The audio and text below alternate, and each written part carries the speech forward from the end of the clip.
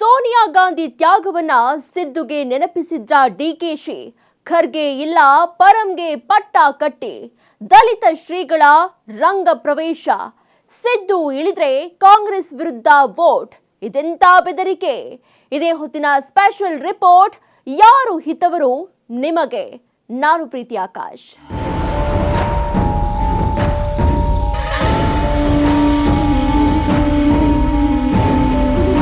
ನೀ ಕೊಡೆ ನಾ ಬಿಡೆ ಎನ್ನುವಂತಾಗಿರುವ ಕಾಂಗ್ರೆಸ್ನ ಕುರ್ಚಿ ಕದನ ಕ್ಲೈಮ್ಯಾಕ್ಸ್ ಹಂತ ತಲುಪಿದೆ.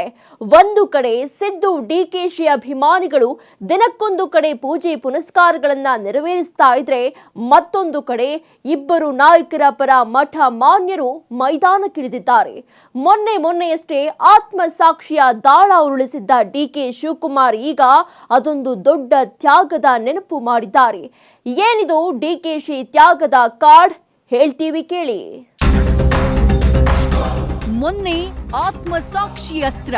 ಇದು ನಮ್ಮ 5-6 ಜನರ ಗುಟ್ಟಿನ ವ್ಯಾಪಾರ. ನಾನು ಇದನ್ನ ಬೈರೋಂಗ ನಾನು ಮಾತಾಡೋದು. ನಾನು ನಂಬಿರೋದು ನಮ್ಮ ಆತ್ಮಸಾಕ್ಷಿ. ನಮ್ಮ ಆತ್ಮಸಾಕ್ಷಿನೇ ನಾವೆಲ್ಲ ಕೆಲಸ ಮಾಡ್ತೀವಿ. ಈಗ ತ್ಯಾಗದ ನೆನಪು. ಶ್ರೀಮತಿ ಸೋನಿಯಾ ಗಾಂಧಿ ಅವರು ಈ ದೇಶದ ಕಾಂಗ್ರೆಸ್ ಪಕ್ಷದ ಅಧಿಕ ನಾಯಕಿಯಾಗಿ ಸುಮಾರು 20 ವರ್ಷ ಕೆಲಸ ಮಾಡಿದ್ರು. ಅಧಿಕಾರ ತ್ಯಾಗ ಮಾಡಿದ್ರು.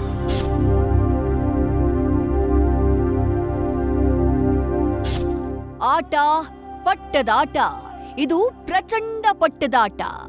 ನಾನಾ ನೀನಾ, ರಾಜ್ಯದ ದೊರೆಯ ಗದ್ದುಗೆ ನನಗ ನಿನಗ, ನೋಡೇ ಬಿಡೋಣ ಅನ್ನುವಂತಿದೆ ಡಿಕೆ ಶಿವಕುಮಾರ್ ಹಾಗೆ ಸಿದ್ದರಾಮಯ್ಯ ನಡುವಿನ ಗದ್ದುಗೆ ಗುದ್ದಾಟ. ನವೆಂಬರ್ ಕೊನೆಯಾಗ್ತಾ ಇದ್ದ ಹಾಗೆ ಕಾಂಗ್ರೆಸ್ ಸಾಮ್ರಾಜ್ಯದ ಸಿಂಹಾಸನ ಕದನ ರೋಚಕ ತಿರುವುಗಳನ್ನ ಪಡ್ಕೊಳ್ತಾ ಇದೆ.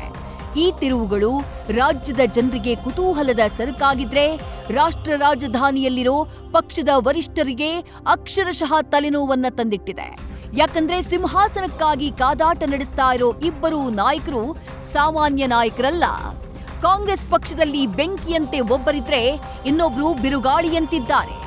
ಇಬ್ಬರಲ್ಲಿ ಗೆಲುವು ಯಾರಿಗೆ ಅನ್ನುವಂಥ ಲೆಕ್ಕಾಚಾರದಲ್ಲಿ ಎಲ್ಲರೂ ಇದ್ರೆ, ಇಬ್ರು ತಮ್ಮ ತಮ್ಮ ಗೆಲುವಿಗಾಗಿ ದಾಳಿಗಳನ್ನ ಉರುಳಿಸ್ತಿದ್ದು, ತಮ್ಮ ಪಾಳಿಯದ ದಂಡ ನಾಯಕರನ್ನ ಮುಂಚೂಣಿಗೆ ಬಿಟ್ಟು ಆಡ್ತಾ ಇರೋ ಆಟಗಳು ಸಿಕ್ಕಾಪಟ್ಟೆ ಇಂಟ್ರೆಸ್ಟಿಂಗ್ ಆಗಿವೆ.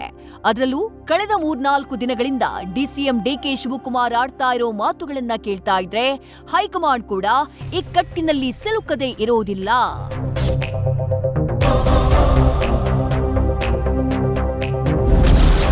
ಮೊನ್ನೆ ಆತ್ಮಸಾಕ್ಷಿಯ ಅಸ್ತ್ರ, ಈಗ ತ್ಯಾಗದ ನೆನಪು. ಸೋನಿಯಾ ಗಾಂಧಿ ತ್ಯಾಗ ಸಿದ್ದುಗೆ ನೆನಪಿಸಿದ್ರ ಡಿಕೆಶಿ. ವೀಕ್ಷಕರೇ, ಸಿಎಂ ಕುರ್ಚಿಗಾಗಿ ಕದನ ನಡೆಸ್ತಾ ಇರೋ ಸಿದ್ದರಾಮಯ್ಯ ಹಾಗೂ ಡಿಕೆ ಶಿವಕುಮಾರ್ ಬಹಿರಂಗವಾಗಿಯೇ ಹೇಳಿಕೆಗಳನ್ನ ಕೊಡ್ತಿದ್ದಾರೆ. ಹೈಕಮಾಂಡ್ ಇರು ಅಂದ್ರೆ ಇರ್ತೀನಿ, ಹೋಗು ಅಂದ್ರೆ ಹೋಗ್ತೀನಿ ಅಂತ ಸಿದ್ದರಾಮಯ್ಯ ಅವ್ರು ಹೇಳ್ತಿದ್ರೆ, ಡಿಕೆ ಶಿವಕುಮಾರ್ ಇಂಡೈರೆಕ್ಟ್ ಆಗಿಯೇ ಕೊಟ್ಟ ಮಾತಿನಂತೆ ನಡ್ಕೊಳ್ಳಿ ಅಂತ ಸಿದ್ದುಗೂ ಹೈಕಮಾಂಡ್ಗೂ ಮೆಸೇಜ್ ಪಾಸ್ ಮಾಡ್ತಿದ್ದಾರೆ. ಎಐಸಿಸಿ ಅಧ್ಯಕ್ಷ ಮಲ್ಲಿಕಾರ್ಜುನ ಖರ್ಗೆ ಅವರಿಗೂ ಕೊಟ್ಟ ಮಾತಿನಂತೆ ನಡ್ಕೊಳ್ಳಿ ಎನ್ನುವಂಥ ಸಂದೇಶವನ್ನ ರವಾನಿಸಿದ್ದಾರೆ. ಅಷ್ಟೇ ಅಲ್ಲ, ಮೊನ್ನೆಯಷ್ಟೇ ಪವರ್ ಶೇರಿಂಗ್ ಬಗ್ಗೆ ಬಹಿರಂಗ ಬಾಂಬ್ ಹಾಕಿದ್ದ ಡಿಕೆಶಿ ಆವತ್ತು ಆಗಿದ್ದ ಗುಟ್ಟಿನ ವ್ಯಾಪಾರವನ್ನ ರಟ್ಟು ಮಾಡಿತು. ಆತ್ಮಸಾಕ್ಷಿಯ ದಾಳವನ್ನ ಕೂಡ ಉರುಳಿಸಿತು. ಈಗ ಪಕ್ಷದ ವರಿಷ್ಠೆ ಕಾಂಗ್ರೆಸ್ ಪಕ್ಷದಲ್ಲಿ ಡಿಕೆ ಶಿವಕುಮಾರ್ ಹೆಚ್ಚಾಗಿ ನಂಬುವ ಅಧಿನಾಯಕಿ ಸೋನಿಯಾ ಗಾಂಧಿಯವರ ತ್ಯಾಗವನ್ನ ನೆನಪಿಸಿ ಸಿದ್ದರಾಮಯ್ಯ ಅವರಿಗೆ ಡಿಕೆಶಿ ಕೌಂಟರ್ ಕೊಟ್ರಾ? ಈ ಪ್ರಶ್ನೆ ಮೂಡುವುದಕ್ಕೆ ಕಾರಣವಾಗಿದೆ ಅವರಾಡಿರುವಂತಹ ಮಾತುಗಳು.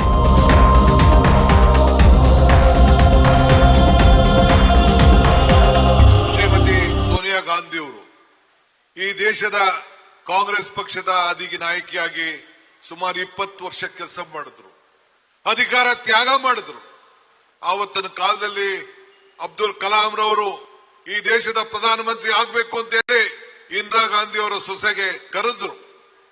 ನನಗೆ ಬೇಡ, ಈ ದೇಶದ ಆರ್ಥಿಕ ತಜ್ಞ, ಈ ದೇಶವನ್ನ ಉದ್ಧಾರ ಆಗಬೇಕು ಅಂತೇಳಿ ಪ್ರಧಾನಮಂತ್ರಿ ಸ್ಥಾನವನ್ನ ತ್ಯಾಗ ಮಾಡಿ ಆ ಹೆಣ್ಮಗಳು, ಆ ತಾಯಿ ಮನಮೋಹನ್ ಸಿಂಗ್ರಿಗೆ ಅಧಿಕಾರವನ್ನು ಕೊಟ್ಟು ಇವತ್ತು ಆಶಾ ಕಾರ್ಯಕ್ರಮ ಅವ್ರ ಮುಖಾಂತರ.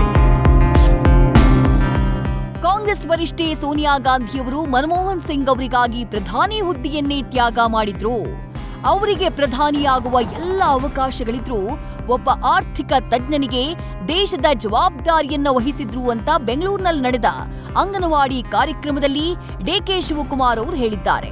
ಕಾಂಗ್ರೆಸ್ನಲ್ಲಿ ಕುರ್ಚಿಗಾಗಿ ಡಿಕೆ ಹಾಗೂ ಸಿದ್ದರಾಮಯ್ಯ ನಡುವೆ ಹಗ್ಗ ಜಗ್ಗಾಟ ನಡೀತಾ ಇರುವಾಗಲೇ ಡಿಕೆ ಶಿವಕುಮಾರ್ ಹೇಳಿರೋ ಮಾತು ಸಾಕಷ್ಟು ಚರ್ಚೆಗೆ ಗ್ರಾಸವಾಗಿದೆ. ಇಂತಹ ಹೊತ್ತಲ್ಲಿ ತ್ಯಾಗದ ಬಗ್ಗೆ ಡಿಕೆ ಶಿವಕುಮಾರ್ ಮಾತನಾಡಿದ್ದಾದ್ರೂ ಯಾಕೆ ಅಂತ ಡಿಕೋಡ್ ಮಾಡಲಾಗ್ತಾ ಇದೆ. ತಾವು ಪಕ್ಷಕ್ಕಾಗಿ ಸಾಕಷ್ಟು ತ್ಯಾಗ ಮಾಡಿದ್ದೀನಿ. ರಾಜ್ಯದಲ್ಲಿ ಕಾಂಗ್ರೆಸ್ ಅಧಿಕಾರಕ್ಕೆ ಬಂದು 2.5 ವರ್ಷಗಳಾಯ್ತು. ತನಗೆ ಕೊಟ್ಟ ಮಾತಿನಂತೆ ಈಗ ಕುರ್ಚಿಯನ್ನ ನೀಡಬೇಕು ಸಿದ್ದರಾಮಯ್ಯ ಅವರು. ತಮಗಾಗಿ ಸಿಎಂ ಹುದ್ದೆಯನ್ನ ಅವರು ಈಗಲಾದ್ರೂ ತ್ಯಾಗ ಮಾಡಬೇಕು ಅನ್ನುವಂಥ ಸಂದೇಶವನ್ನ ಡಿಕೆ ಶಿವಕುಮಾರ್ ತಮ್ಮ ಮಾತುಗಳಿಂದ ಪಾಸ್ ಮಾಡಿದ್ರಾ? ಅಥವಾ ಅವರ ತ್ಯಾಗದ ನೆನಪಿನ ಹಿಂದೆ ಇನ್ನೂ ಒಂದು ಒಳಾರ್ಥ ಇದೆಯಾ? ಆ ಒಳಾರ್ಥವಾದ್ರೂ ಏನು?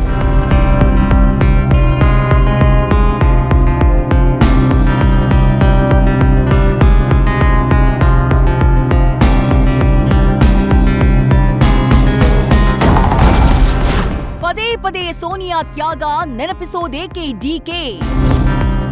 ವೀಕ್ಷಕರೇ, ನಿಮ್ಗೆಲ್ಲ ಗೊತ್ತಿರೋ ಹಾಗೆ ಡಿಸಿಎಂ ಡಿಕೆ ಶಿವಕುಮಾರ್ ಸೋನಿಯಾ ಗಾಂಧಿಗೆ ತುಂಬಾನೇ ಅತ್ಯಾಪ್ತರು ಹಾಗೆ ನಿಷ್ಠಾವಂತ.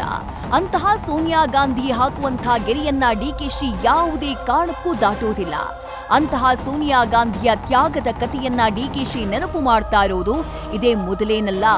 ಕೆಲ ದಿನಗಳ ಹಿಂದೆಯೂ ಪತ್ರಕರ್ತರು ಸಿಎಂ ಹುದ್ದೆಯ ಬಗ್ಗೆ ಕೇಳಿದ್ದ ಪ್ರಶ್ನೆಗೆ ಉತ್ತರ ಕೊಟ್ಟಿದ್ದ ಡಿಕೆಶಿ, ಪಕ್ಷದ ವರಿಷ್ಠಿಯಾಗಿರೋ ಸೋನಿಯಾ ಗಾಂಧಿಯವರೇ ಪ್ರಧಾನಮಂತ್ರಿಯಂತಹ ಹುದ್ದೆಯನ್ನ ತ್ಯಾಗ ಮಾಡಿದ್ರು, ಅಂಥದ್ರಲ್ಲಿ ನಾನ್ಯಾವ ಲೆಕ್ಕ ಅಂತ ಕೇಳಿದ್ರು. ಹಾಗ ನೋಡಿದ್ರೆ ಡಿಕೆಶಿ ಸೋನಿಯಾ ಗಾಂಧಿ ತ್ಯಾಗವನ್ನ ನೆನಪಿಸೋದ್ರ ಹಿಂದೆ ತ್ಯಾಗದ ವಿಚಾರದಲ್ಲೂ ತಾವು ಸೋನಿಯಾ ಗಾಂಧಿಯವರನ್ನೇ ಫಾಲೋ ಮಾಡ್ತಾ ಇದ್ದೀನಿ ಅನ್ನುವಂತಹ ಸಂದೇಶವನ್ನ ಕೊಟ್ರ ಗೊತ್ತಿಲ್ಲ. ಆದ್ರೂ ಡಿಕೆ ಶಿವಕುಮಾರ್ ಹೇಳಿದ ನಿಂಬೆಗಿಂತ ಹುಳಿ ಇಲ್ಲ, ದುಂಬಿಗಿಂತ ಕರಿ ಇಲ್ಲ ಅನ್ನುವ ಸರ್ವಜ್ಞನ ವಚನ ಸಾಕಷ್ಟು ಗೂಢಾರ್ಥವನ್ನ ಹೊಂದಿತ್ತು ಅಂದ್ರೆ ತಪ್ಪಾಗ್ಲಿಕ್ಕಿಲ್ಲ. ಅದಾದ ಮೇಲೆ ಏನಪ್ಪ ಹೇಳ್ತಾರೆ ಸರ್ವಜ್ಞ ಅಂದ್ರೆ, ನಿಮ್ಮೆಗಿಂ ಹುಳಿ ಇಲ್ಲ, ದುಂಬಿಗಿಂ ಕರಿ ಇಲ್ಲ, ಶೆಮ್ಮುಗಿನ್ನ ಅಧಿಕ ದೇವರಿಲ್ಲ, ನಂಬಿಕೆಗಿನ್ನ ದೊಡ್ಡ ಗುಣ ಇಲ್ಲ ಅಂತ ಹೇಳ್ತಾನೆ. ಅಂದ್ರೆ ಎಲ್ಲಾ ಗುಣಗಳಕ್ಕಿಂತ ದೊಡ್ಡ ಗುಣ ಯಾವ್ದಪ್ಪ ಅಂದ್ರೆ ನಂಬಿಕೆ. ಹಂಗೆ ಈ ದೇಶದಲ್ಲಿ ಕಾಂಗ್ರೆಸ್ ಸರ್ಕಾರ ಆಗ್ಲಿ, ರಾಜ್ಯದಲ್ಲಾಗ್ಲಿ ಕಾಂಗ್ರೆಸ್ ಸರ್ಕಾರ ಯಾವಾಗ ಬಂದ್ರೂ ಕೂಡ ಹೆಣ್ಣು ಮಕ್ಕಳ ಮೇಲೆ ಅಪಾರವಾದಂತ ನಂಬಿಕೆಯನ್ನು ಇಟ್ಕೊಂಡು ನಾವು ಕಾರ್ಯಕ್ರಮಗಳನ್ನ ನಾವು ರೂಪಿಸ್ಕೊಂಡು ನಾವು ಬರ್ತಾ ಇದ್ದೇವೆ. ಆ ರೂಪನೇ ಇವತ್ತು ಇಂದಿರಾ ಗಾಂಧಿಯವರ ಏನು ಈ ದೇಶದ ಒಬ್ಬ ದೊಡ್ಡ ಮಹಿಳಾ ಶಕ್ತಿ, ಇಡೀ ಪ್ರಪಂಚಕ್ಕೆ ಒಂದು ಹೆಸರನ್ನು ತಂದುಕೊಟ್ಟಂತ ಮಹಾಶಕ್ತಿ ಇಂದಿರಾ ಗಾಂಧಿಯವರು ಕೊಟ್ಟಂತ ಕಾರ್ಯಕ್ರಮದ 50 ವರ್ಷದ ಸಂಭ್ರಮ ಇವತ್ತು ನಾವು ಆಚರಣೆಯನ್ನು ನಾವು ಮಾಡ್ತಾ ಇದ್ದೇವೆ. ಒಕ್ಕಲಿಗ ಸಮುದಾಯ ಕೂಡ ಹಿಂದುಳಿದ ಸಮುದಾಯವೇ. ಕುರ್ಚಿ ಕದನದಲ್ಲಿ ಡಿಕೆ ಪರ ಮತ್ತೊಬ್ಬ ಒಕ್ಕಲಿಗ ಶ್ರೀ ಬ್ಯಾಟಿಂಗ್. ಡಿಕೆಶಿ ಪರವಾಗಿ ಹಿಂದುಳಿದ ಅಸ್ತ್ರ ಪ್ರಯೋಗಿಸಿದ ಶ್ರೀಗಳು. ಅದ್ಯಾವಾಗ ಸಿದ್ದರಾಮಯ್ಯ ತಾವು ಸಿಎಂ ಕುರ್ಚಿಯನ್ನ ಸದ್ಯಕ್ಕೆ ಬಿಟ್ಟುಕೊಡುವುದಿಲ್ಲ ಅನ್ನೋದನ್ನ ತಮ್ಮ ಮಾತುಗಳ ಮೂಲಕವೇ ತಲುಪಿಸಿದ್ರು, ಆಗ ಡಿಕೆ ಶಿವಕುಮಾರ್ ಪರ ಅಖಾಡಕ್ಕೆ ಇಳಿದಿದ್ದು ಶ್ರೀಗಳ ಸೈನ್ಯ. ಆದಿಚುಂಚನಗಿರಿ ನಿರ್ಮಲಾನಂದನಾಥ ಶ್ರೀಗಳ ಆದಿಯಾಗಿ ಬಹುತೇಕ ಒಕ್ಕಲಿಗ ಪ್ರಬಲ ಮಠಗಳ ಸ್ವಾಮೀಜಿಗಳು ಡಿಕೆ ಶಿವಕುಮಾರ್ ಸಿಎಂ ಆಗಬೇಕು ಅಂತ ಹೇಳಿ ಬಹಿರಂಗವಾಗಿ ಆಗ್ರಹಿಸಿದ್ದಾರೆ. ಆದ್ರೆ ಅವರೆಲ್ಲರಿಗಿಂತಾನೂ ಒಂದು ಹೆಜ್ಜೆ ಮುಂದೆ ಹೋಗಿರೋದು ಅಂದ್ರೆ ಶಿರಾದ ಪಟ್ಟನಾಯಕನಹಳ್ಳಿಯ ಗುರುಗುಂಡ ಬ್ರಹ್ಮೇಶ್ವರ ಮಠದ ನಂಜಾವಧೂತ ಸ್ವಾಮೀಜಿ.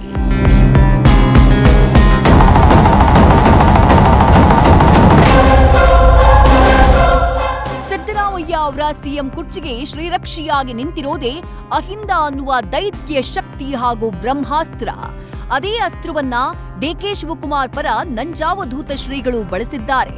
ರಾಜ್ಯದಲ್ಲಿ ಬೇರೆ ಸಮುದಾಯಗಳಂತೆ ಒಕ್ಕಲಿಗ ಸಮುದಾಯ ಕೂಡ ಹಿಂದುಳಿದ ಸಮುದಾಯವಾಗಿದ್ದು, ಈ ಬಾರಿ ಆ ಸಮುದಾಯಕ್ಕೆ ಮಾನ್ಯತೆ ನೀಡಬೇಕು ಅಂತ ಹೇಳಿದ್ದಾರೆ. ಅಷ್ಟೇ ಅಲ್ಲ, ಡಿಕೆ ಶಿವಕುಮಾರ್ ಸಮುದಾಯದ ಅಗ್ರಗಣ್ಯ ನಾಯಕ. ಕಾಂಗ್ರೆಸ್ ಪಕ್ಷಕ್ಕೆ ಕೊಟ್ಟಂಥ ಕೊಡುಗೆಯನ್ನ ಮರೆಯೋಕಾಗಲ್ಲ. ಅವರು ಪಟ್ಟಂಥ ನೋವು ಯಾರೂ ಪಟ್ಟಿಲ್ಲ. ಬಹಳ ಇಕ್ಕಟ್ಟಿನ ವೇಳೆ ಅಧ್ಯಕ್ಷ ಸ್ಥಾನವನ್ನ ಕೊಟ್ರು. ಆ ಸಂದರ್ಭದಲ್ಲಿ ಎದೆಗುಂದದೆ ಪಕ್ಷವನ್ನ ಕಟ್ಟಿದ್ರು. ಸೋನಿಯಾ ರಾಹುಲ್ ಕುಟುಂಬಕ್ಕೆ ನಿಷ್ಠೆಯಿಂದ ಇದ್ದಾರೆ. ಅಂತಹ ಡಿಕೆ ಶಿವಕುಮಾರ್ ಅವರಿಗೆ ಮುಖ್ಯಮಂತ್ರಿ ಹುದ್ದೆಯನ್ನ ಕೊಡಬೇಕು ಅನ್ನೋದು ನಂಜಾವಧೂತ ಶ್ರೀಗಳ ಬಿಗಿಪಟ್ಟಾಗಿದೆ. ಒಕ್ಕಲಿಗ ಸಮುದಾಯ ಕೂಡ ಹಿಂದುಳಿದ ವರ್ಗದ ಮೂಲದಿಂದಲೇ ಬಂದಿರುವಂತದ್ದು. ಅದರಿಂದ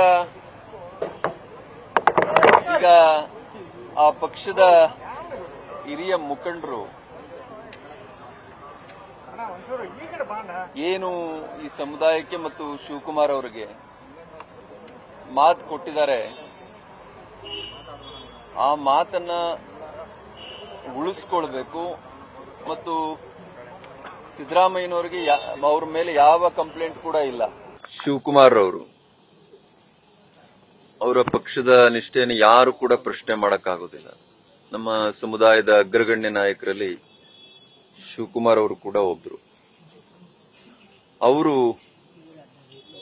ಆ ಪಕ್ಷಕ್ಕೆ ಕೊಟ್ಟಂತ ಕೊಡುಗೆ ಮತ್ತು ಅವರ ಪಕ್ಷ ನಿಷ್ಠೆಗೆ ಅವರು ಅನುಭವಿಸಿದಂತ ನೋವು ಬಹುಶಃ ಆ ಪಕ್ಷದ ಇತಿಹಾಸದಲ್ಲೇ ಯಾರು ಕೂಡ ಅಷ್ಟು ನೋವುಗಳನ್ನ ಅನುಭವಿಸಲಿಲ್ಲ ಪಕ್ಷ ನಿಷ್ಠೆಗಾಗಿ. ಆ ಸಂದರ್ಭದಲ್ಲಿ ಅವರಿಗೆ ಬಹಳ ಇಕ್ಕಟ್ಟಿನ ಪರಿಸ್ಥಿತಿನಲ್ಲಿ ಅಧ್ಯಕ್ಷ ಸ್ಥಾನವನ್ನ ಕೊಟ್ಟರೂ ಕೂಡ ಅದೊಂದು ದೊಡ್ಡ ಸವಾಲು ಆಗಿ ಅಂತೇಳಿ ಸ್ವೀಕಾರ ಮಾಡಿ ಅವರು ರಾಜಿ ಸ್ವಭಾವದ ಮನುಷ್ಯ ಆಗಿದ್ರೆ ಇವತ್ತು ರಾಷ್ಟ್ರಮಟ್ಟದ ರಾಜಕಾರಣಿಯಾಗಿ ರಾಷ್ಟ್ರಮಟ್ಟದಲ್ಲಿ ಕೂಡ ಅವರು ಅಧಿಕಾರ ಅನುಭವಿಸಬಹುದಾಗಿತ್ತು. ಆತ ಸ್ವಾರ್ಥಿ ಅಲ್ಲ ಮತ್ತು ನಿಯತ್ತನ್ನ ಎಲ್ಲೂ ಕೂಡ ಬಿಟ್ಟುವಂತ ವ್ಯಕ್ತಿ ಅಲ್ಲ. ಇದೆಲ್ಲ ಲಾಯಲ್ಟಿ ಕೂಡ ಅವರ ಪಕ್ಷ ಮತ್ತು ಸೋನಿಯಾ ಗಾಂಧಿ, ರಾಹುಲ್ ಗಾಂಧಿ ಅವರ ಕುಟುಂಬಕ್ಕೆ. ಬಹಳ ಸವಾಲುಗಳನ್ನ ಎದುರಿಸಿ ನನಗೆ ಶಿವಕುಮಾರ್ ಅವರು ಸಿಕ್ಕಾಗ ಹೇಳ್ತಾ ಇದ್ರು ಎಲೆಕ್ಷನ್ ಟೈಮಲ್ಲಿ, ಸುರೇಶ್ ನನ್ನ ಬೈತಾರೆ, ನೀವು ದುಡ್ಡೇ ಇಲ್ದಿದ್ರೆ ಯಾಕೆ ಎಲೆಕ್ಷನ್ ಫೇಸ್ ಮಾಡ್ತೀನಿ ಅಂತ ಹೇಳ್ತೀರಾ ಅಂತ. ಬಹಳಷ್ಟು ಆಸ್ತಿಗಳನ್ನೂ ಕೂಡ ಕಳ್ಕೊಂಡು ಇವತ್ತು ಅವ್ರಿಗೆ ಅನುಕೂಲ ಇರಬಹುದು, ಅವತ್ತು ಆಸ್ತಿಗಳನ್ನ ಕೂಡ ಮಾರಾಟ ಮಾಡಿ ಅವರ ಪಕ್ಷವನ್ನ ಅಧಿಕಾರಕ್ಕೆ ತರುವಂತ ಕೆಲಸವನ್ನ ಮಾನ್ಯ ಮುಖ್ಯಮಂತ್ರಿಗಳಾದಂತ ಸಿದ್ದರಾಮಯ್ಯನವರ ಸಹಯೋಗದೊಂದಿಗೆ ಇವತ್ತೊಂದು ಸುಭದ್ರ ಸರ್ಕಾರವನ್ನ ತಂದು ನಿಲ್ಲಿಸಿದ್ದಾರೆ. ಡಿಕೆ ಶಿವಕುಮಾರ್ ಪಕ್ಷಕ್ಕಾಗಿ ಆಸ್ತಿಯನ್ನು ಕಳ್ಕೊಂಡಿದ್ದಾರೆ ಎನ್ನುವುದು ಬಹುಶಃ ರಾಜ್ಯದ ಜನರಿಗೆ ನಂಜಾವಧೂತ ಶ್ರೀಗಳಿಂದಲೇ ಗೊತ್ತಾಗಿತ್ತು. ಅಷ್ಟೇ ಅಲ್ಲದೆ ಹಿಂದುಳಿದ ವರ್ಗದ ಮುಂಚೂಣಿ ನಾಯಕರಾಗಿರುವ ಸಿದ್ದರಾಮಯ್ಯ ತಾವೇ ಮುಂದೆ ನಿಂತು ಮತ್ತೊಬ್ಬ ಹಿಂದುಳಿದ ವರ್ಗದ ನಾಯಕ ಮುಖ್ಯಮಂತ್ರಿಯಾಗುವುದಕ್ಕೆ ಅವಕಾಶ ಕೊಡಬೇಕು ಅಂತ ಕೋರ್ಕೊಂಡಿದ್ದಾರೆ. ಬಟ್ ಸ್ವಾಮೀಜಿ ಹೇಳಿದಷ್ಟು ಸುಲಭವಾಗಿ ಸಿದ್ದರಾಮಯ್ಯ ಅವರು ಕುರ್ಚಿಯನ್ನ ಬಿಟ್ಟುಕೊಡಬೇಕಲ್ಲ. ಸಿದ್ದರಾಮಯ್ಯ ಅವರಿಗಿಂತಾನೂ ಹೆಚ್ಚಾಗಿ ಸಿದ್ದರಾಮಯ್ಯ ಅವರ ಹಿಂದಿರುವಂಥ ಸೇನೆ ಅವರ ಸಿಂಹಾಸನ ರಕ್ಷಣೆಗೆ ಸರ್ವ ಪ್ರಯತ್ನವನ್ನ ಮಾಡ್ತಾ ಇದೆ. ಪಟ್ಟವನ್ನ ಬಿಟ್ಟುಕೊಡೋಕೆ ಸಿದ್ದರಾಮಯ್ಯ ಸಿದ್ಧರಿಲ್ಲ. ಈ ಜಟಾಪಟಿ ಮತ್ತು ಆತ್ಮಸಾಕ್ಷಿಯ ಆಟ ಪಕ್ಷದ ಹೈಕಮಾಂಡ್ಗೆ ಬೆಟ್ಟದಂತಹ ಸವಾಲನ್ನ ಒಟ್ಟಿರುವುದಂತೂ ಸತ್ಯ. ಈ ಮಧ್ಯೆ ಕಾವಿ ತೊಟ್ಟಂಥ ಮತ್ತೊಂದು ಶ್ರೀಗಳ ಪಡೆ ದಲಿತ ಸಿಎಂ ದಾಳವನ್ನ ಉರುಳಿಸಿರೋದು ಹೈಕಮಾಂಡ್ಗೀಗ ತ್ರಿಶಂಕು ಸ್ಥಿತಿ ಅಂದ್ರೆ ತಪ್ಪಾಗ್ಲಿಕ್ಕಿಲ್ಲ.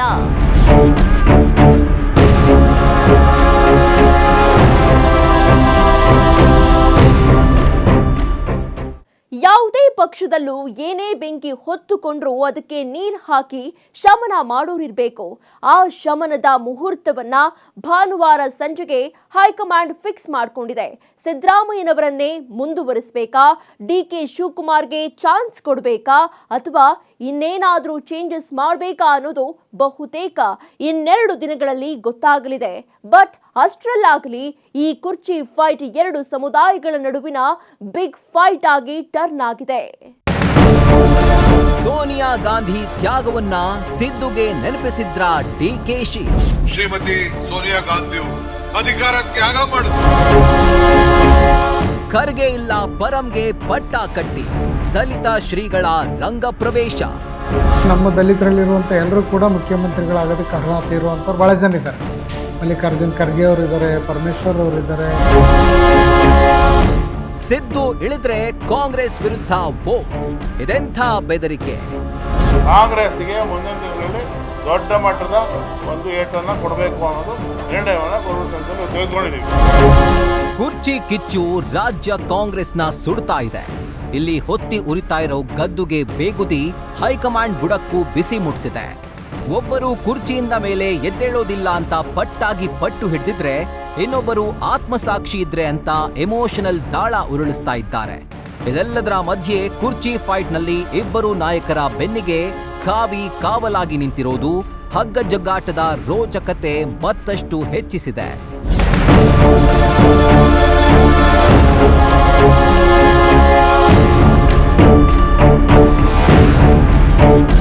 ಹೌದು, ಮಠಮಾನ್ಯರು ಅಂದ್ರೆ ಸರ್ವಸಂಗ ಪರಿತ್ಯಾಗಿಗಳು, ಸಮಾಜದ ಓರೆ ಕೋರೆಗಳನ್ನ ತಿದ್ದಿ ಸನ್ಮಾರ್ಗದಲ್ಲಿ ನಡೆಸುವ ಗುರು ಪರಂಪರೆ. ಅಂಥ ಶ್ರೀಗಳು ರಾಜ್ಯ ರಾಜಕಾರಣದಲ್ಲಿ ಸಮಸ್ಯೆಗಳು ತಲೆದೂರಿದಾಗ ಎಂಟ್ರಿ ಕೊಡೋದು ಇತ್ತೀಚೆಗೆ ಕಾಮನ್ ಆಗ್ಬಿಟ್ಟಿದೆ. ಅದು ಬಿಜೆಪಿ ಇರ್ಲಿ, ಕಾಂಗ್ರೆಸ್ ಇರ್ಲಿ, ಜೆಡಿಎಸ್ ಆಗಿರ್ಲಿ.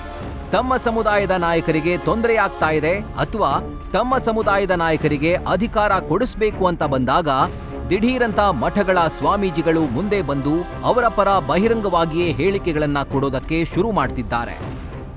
ಡಿಕೆ ಶಿವಕುಮಾರ್ ಪರ ಒಕ್ಕಲಿಗ ಮಠದ ಪೀಠಾಧಿಪತಿಗಳು ನಿಂತಿದ್ರೆ, ಸಿದ್ದರಾಮಯ್ಯನವರ ಪರ ಬಹಿರಂಗವಾಗಿಯೇ ಕುರುಬ ಸಮುದಾಯದ ಮಠಗಳ ಸ್ವಾಮೀಜಿಗಳು ಬ್ಯಾಟ್ ಬೀಸ್ತಿದ್ದಾರೆ. ಈಗ ಈ ಖಾವಿ ಶಿಫಾರಸ್ಸಿನ ಸಂಗ್ರಾಮದಲ್ಲಿ ಅನಿರೀಕ್ಷಿತವಾಗಿ ಎಂಟ್ರಿ ಕೊಟ್ಟಿರೋದು ಅಂದ್ರೆ ದಲಿತ ಸಮುದಾಯದ ಶ್ರೀಗಳು.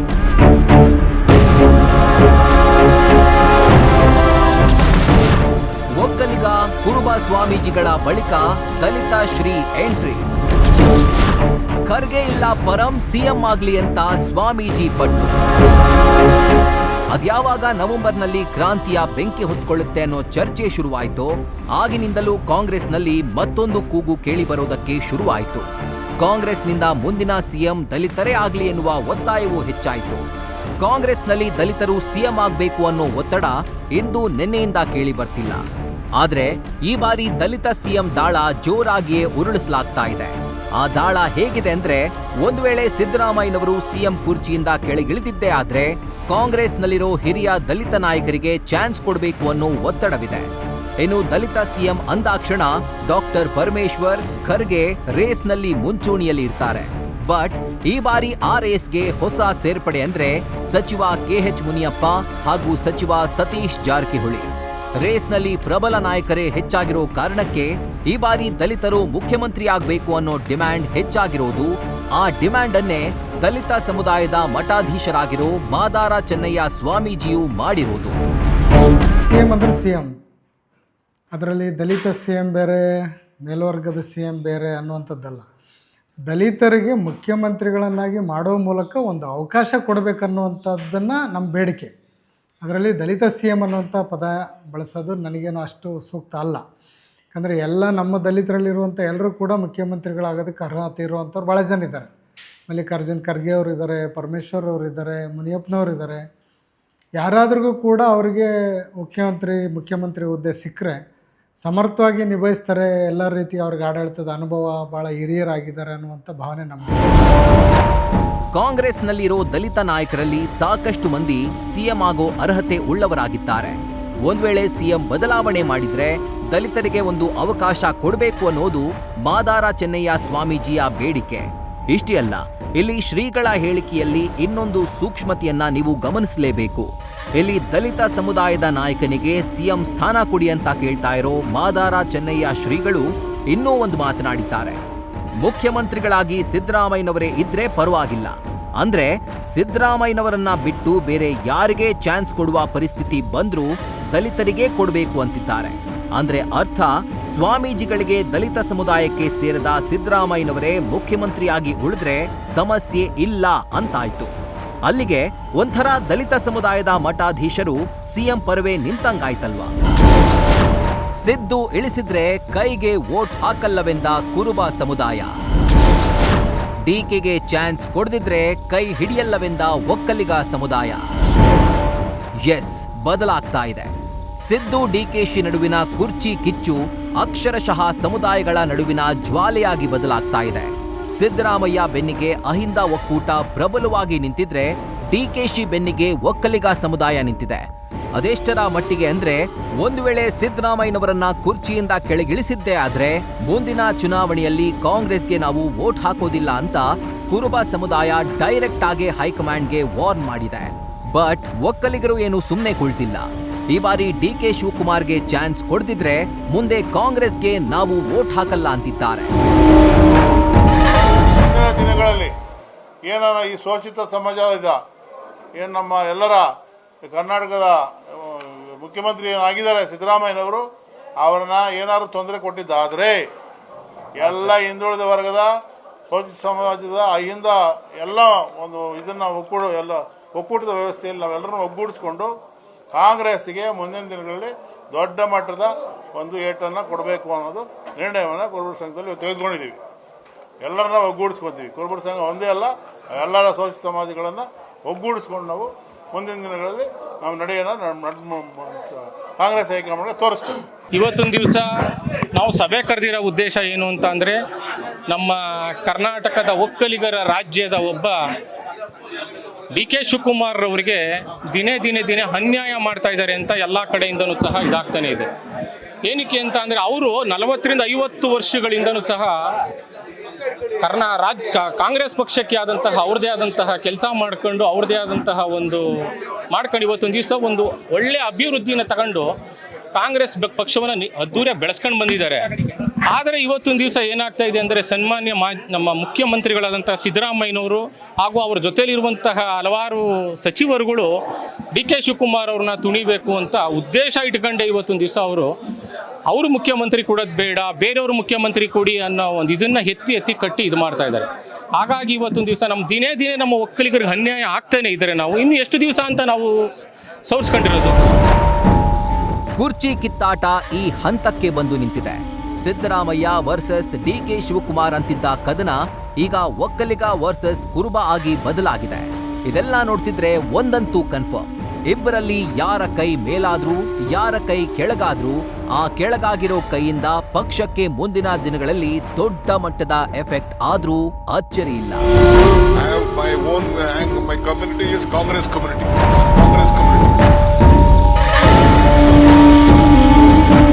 ಕಾಂಗ್ರೆಸ್ ಹೈಕಮಾಂಡ್ಗೆ ಮೊದಲೇ ಮಂಡೇ ಬಿಸಿ ಆಗ್ಬಿಟ್ಟಿದೆ. ಈ ಮಧ್ಯೆ ಇವರೆಲ್ಲ ಕೊಡ್ತಾ ಇರೋ ಎಚ್ಚರಿಕೆಗಳು ಯಾರಿಗೆ ಕುರ್ಚಿ ಕೊಡಬೇಕು, ಯಾರ ಮನವೊಲಿಸಬೇಕು ಅನ್ನೋ ಕನ್ಫ್ಯೂಷನ್ ಹುಟ್ಟು ಹಾಕಿರೋದ್ರಲ್ಲಿ ಡೌಟೇ ಇಲ್ಲ. ಇದಾಗಿತ್ತು ಹೊತ್ತಿನ ವಿಶೇಷ. ಕ್ಷಣದ ಮಾಹಿತಿಗಾಗಿ ನೋಡ್ತಾ ಇರಿ ನ್ಯೂಸ್ ಫಸ್ಟ್, ನಿರ್ಭೀತಿಯಿಂದ ನಿಮ್ಮ ಪರವಾಗಿ. ನ್ಯೂಸ್ ಫಸ್ಟ್, ನಿರ್ಭೀತಿಯಿಂದ ನಿಮ್ಮ ಪರವಾಗಿ.